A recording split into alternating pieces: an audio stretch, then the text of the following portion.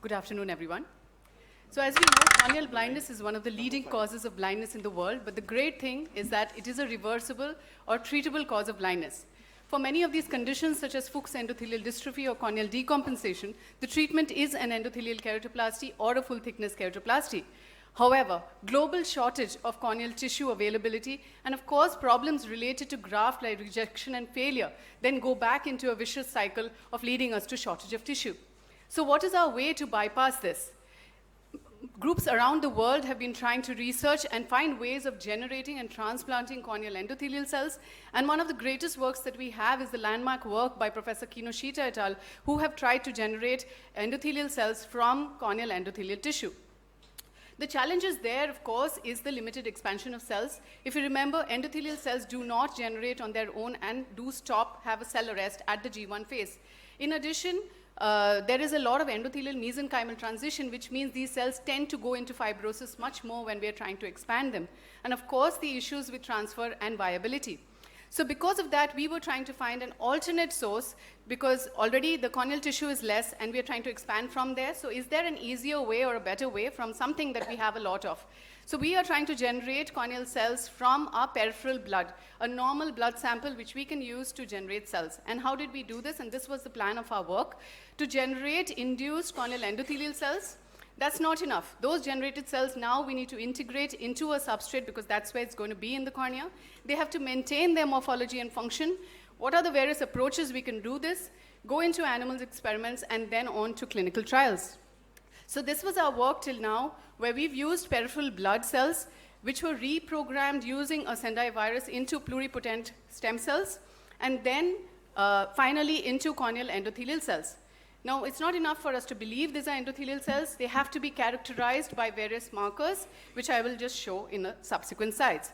So if you remember the classic endothelial morphology of hexagonality, in the third slide, you can see that the cells do appear like our endothelial cells, which have to have an edge-to-edge apposition.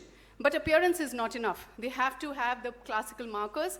Zonal occludence 1 is a paracellular barrier, which we know regulates the permeability, which is so important for corneal endothelial cells, and these cells of ours did show these markers. In addition, the classic sodium-potassium ATPase pump, which is so essential for the detergence of the cornea, was also shown on our cell markers, and also the non-muscle myosin, which is very, very important for migration and addition. So stepping forward to our next step is the aim of the study, where we wanted to integrate these cells now into the cadaveric corneal tissue. So we looked at 10 cadaveric eyeballs, where we took these cadaveric eyes and did an atraumatic denudation of the endothelium. It has to be atraumatic because we are going to use the DM, which is left behind, as a substrate. Following this, we injected the cells, which were cultured into in that position, and then we cut the corneal button and flat mounted it to check again the same markers which we've already shown to be shown in the cells. We want to check them again in the integration. We found that before endothelial cell removal on the specular microscopy, you can see the beautiful endothelial cells there. After the endothelial cell removal, there is no cellular morphology. And after injection of the induced corneal endothelial cells, you can see some appearance of the adhered corneal endothelial cells.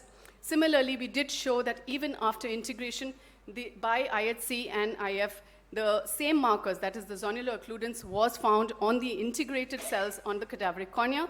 And they also had the functionality of a corneal endothelium, which was the sodium-potassium ATPase and the non-myocyl markers. So we have successfully then managed to have endothelial cells which are now integrated onto the cornea. So what next? We have now moved into the animal experiments, but we are looking at finding new ways of how to inject it. And one of them being either to have a collagen scaffold or to have something like a DMX scroll on which we've integrated the cells and push it in, because as surgeons, that is something which is convenient and close to us. So we are finding alternate sources of the endothelial cells, and that's why when we have so much of blood, we're using that as a source for us. We are now into the animal experiments, and where we are is we're using the New Zealand white rabbit, which is a very good source of an animal subject because the size of the cornea is comparable and easy for us to handle. And once we are injecting the cells, we will repeat the exact same steps of the standardized protocol that we have made to find out if we can be successful in that next step. Thank you for a patient listening.